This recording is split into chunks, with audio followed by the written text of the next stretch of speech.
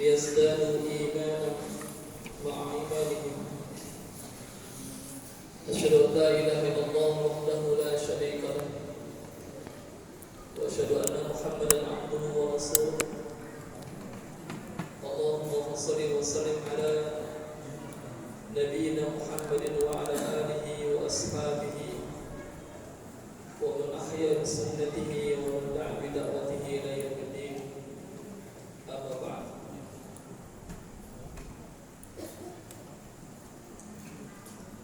قال الله تعالى في كتابه الكريم: أعوذ بالله من الشيطان الرجيم. بسم الله الرحمن الرحيم.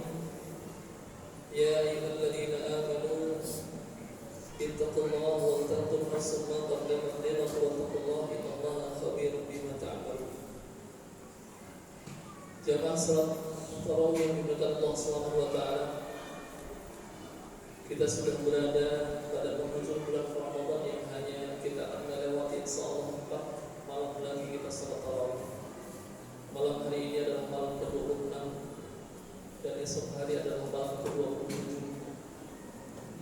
Kalau menurut pendapat para ulama, bila malam ganjil bertemu dengan malam Jumat, maka malam itu adalah malam Lailatul Qadar.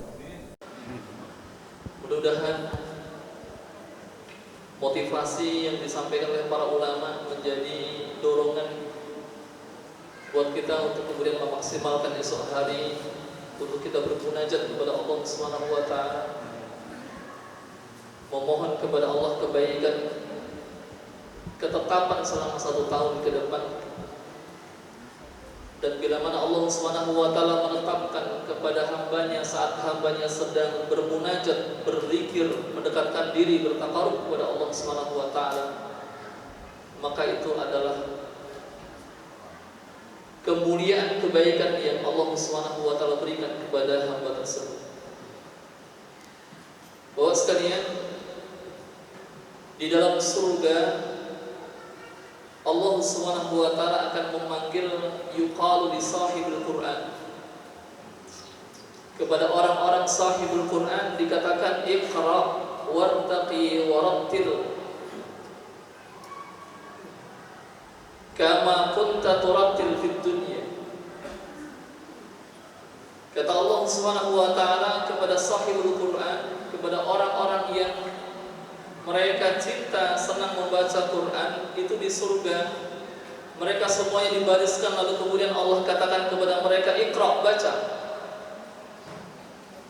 Maka kemudian semua membaca. Wartaqi, naik.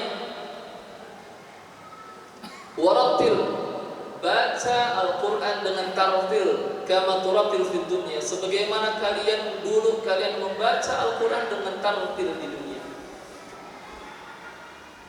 Inna manzilataka, sesungguhnya manzilah kalian semuanya, kedudukan kalian semuanya, kemuliaan kalian semuanya ada pada fi akhir ayat taqra'uha, pada ayat yang terakhir dia baca.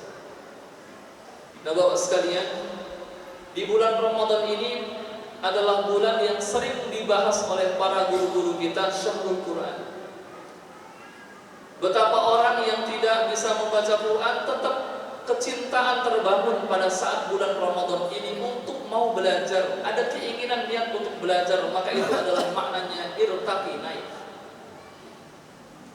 Ada yang 1 tahun nggak pernah khatam membaca Al-Quran di luar bulan Ramadan, saat Ramadan dia bisa mendapatkan 1 bulan 2 atau 1 juz, maka itu juga adalah irtaqi, naik dia.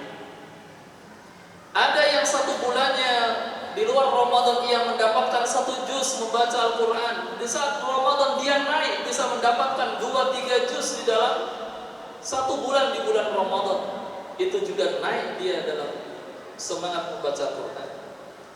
Ada yang sampai kemudian menyelesaikan 1 khatam Al-Quranul Karim yang biasanya 1 tahun dia baru khatam, namun dalam bulan Ramadan dia bisa menyelesaikan 1 kali khatam Al-Quran. Ini juga naik dia dalam semangat membaca Quran.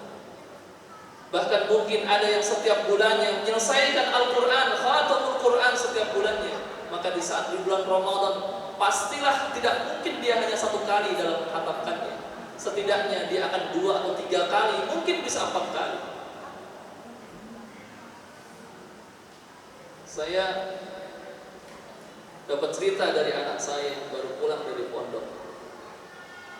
Abi, teman saya 12 hari sudah 6 kali khatam. Subhanallah. Teman aliyahnya di pondoknya. Dan bagi orang yang bisa mampu menyelesaikan 2 hari khatam Al-Quran itu menunjukkan bukan karena dia, mohon maaf, hanya sekedar cepat dalam membacanya, tetapi Al-Quran sudah ada dalam sadarnya, dalam dadanya. Karena bagi orang yang ahlul Quran, orang yang hafal Al-Quran, membaca surat yang panjang atau 1 juz dalam Al-Quran tidak membutuhkan waktu setengah jam. Dia hanya membutuhkan waktu 15 menit 1 juz dalam Al-Quranul Karim. Bayangkan kalau kemudian 1 jam dia duduk untuk membaca Al-Quran, maka dia sudah menyelesaikan 4 juz dalam 1 jam.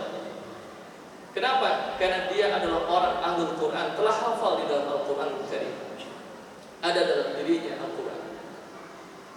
Maka nanti di saat di yaumil akhir, Allah Subhanahu wa taala, kata Allah, Iqra warattil, Iqra wartaqi warattil kama turattil fid dunya. Kata Allah Subhanahu wa taala, baca naik, baca naik. Orang-orang yang berbarisan itu dia membaca Fatihah. Semua naik, kenapa? Suratul Fatihah semua lancar. Baru kemudian masuk pada gelombang kedua, baca lagi. Ternyata ada yang baca Qul huwallahu ahad, ada yang baca Al-Baqarah, maka akan tertinggal Qul huwallahu ahad dengan Al-Baqarah, naik lebih tinggi lagi. Kata Allah, Iqra warattil, Iqra wartaqi warattil. Dibaca lagi, disuruh, diperintahkan untuk membaca. Dia membaca lagi Qul a'udzu birabbil falaq.